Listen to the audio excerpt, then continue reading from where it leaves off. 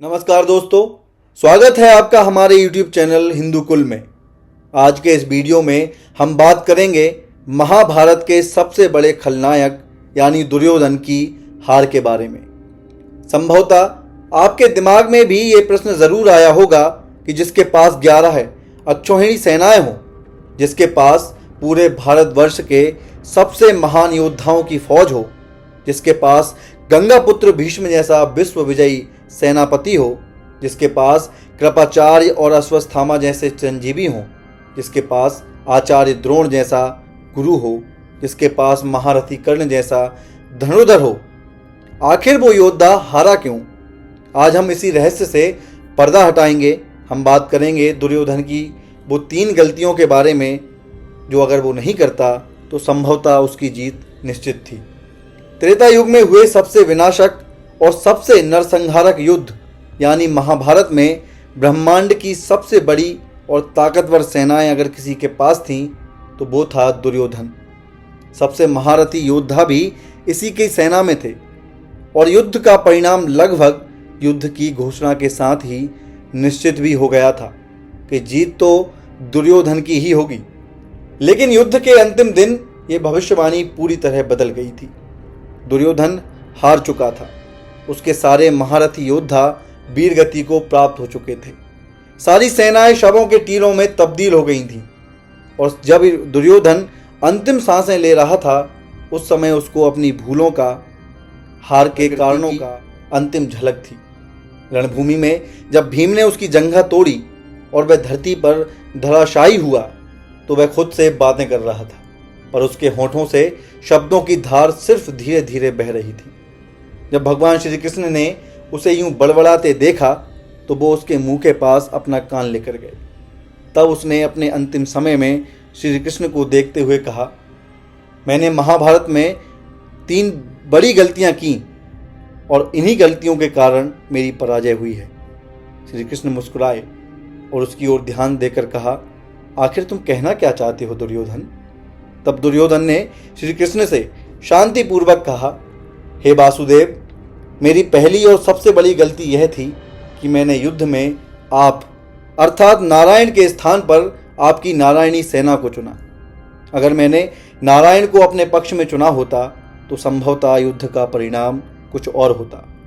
आपको बता दें कि जब महाभारत के युद्ध की घोषणा हुई थी तो अर्जुन और दुर्योधन दोनों ही वासुदेव कृष्ण के पास सहायता मांगने द्वारिका गए थे।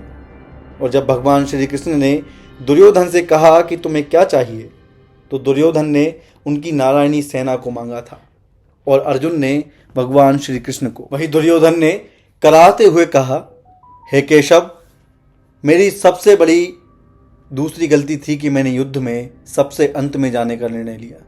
अगर मैं युद्ध में पहले चला जाता तो संभवतः मेरे भाइयों और मित्रों की मृत्यु नहीं होती। मेरा मित्र कर्ण आज मेरे साथ होता। पहले युद्ध में जाने से मुझे यथास्थिति का आभास रहता और युद्ध में सही निर्णय ले पाता। दुर्योधन की पीड़ा बढ़ती जा रही थी और उसके शब्द सूखते जा रहे थे, लेकिन उसने अपनी बात कहना जारी रखा और कहा, हे वासुदेव, मेरी तीसरी सबसे बड़ी गलती ये थी कि युद्ध में जाने से पहले अपनी माता के सामने वन के पत्तों की लंगोट पहनकर गया। अगर मैं युद्ध में जाने से पहले पूर्ण नग्न होकर गया होता तो किसी योद्धा में यह सामर्थ्य नहीं था कि मुझसे लड़ सकता और आज मेरी यह स्थिति नहीं होती। दरअसल युद्ध में जाने से पहले गांधारी ने अपने पुत्र दुर्योधन को कहा था कि वो उनके सामने नग्न होकर आए और वह वर्षों से बंधे अपने नेत्र खोलकर उसे देखना चाहती है। इसके पीछे का कारण यह था कि गांधारी की वर्षों की तपस्या के तेज से वो जिस भी व्यक्ति को देखती वो वज्र का बन जाता और उसको कोई नहीं मार सकता था। लेकिन जब दुर्योधन गांधारी के पास जा रहा था तब श्री कृष्ण ने उसे अपनी माता के सामने नग्न जाकर पत्तों की लंगोट में जाने का सुझाव दिया और उसने ऐसा ही किया, जिससे उसकी जंघाओं पर गांधारी की दृष्टि नहीं पड़ी और दुर्योधन का वो हिस्सा वज्र का नहीं बन पाया और भीम ने उसकी जंघाओं पर प्रहार करके उसे धराशाही कर दिया। जब दुर्योधन यह सब कह रहा था तब भगवान श्री कृष्ण मुस्कुराते हुए विनम्रता से दुर्योधन की बातें सुन रहे थे। सारी बातें सुनकर श्री कृष्ण ने कहा, हे दुर्योधन, तू मृत्युशैया पर पड़ा है, तू युद्ध हार गया है। तूने अपनी जिद और मूर्खता के कारण लाखों योद्धाओं के प्राण ले लिए हैं, लेकिन अब भी तेरा अहंकार नहीं गया। जो तूने अपनी गलतियां मानी हैं, असल में वो गलतियां युद्ध के हार का कारण नहीं हैं दुर्योधन। तेरी हार तो उसी दिन निश्चित हो गई थी जिस दिन तूने अधर्म का रास्ता अपनाया था। दुर्योधन, तू उसी दिन हार गया था जब तूने छल से पांडवों का राजपाट छीना था।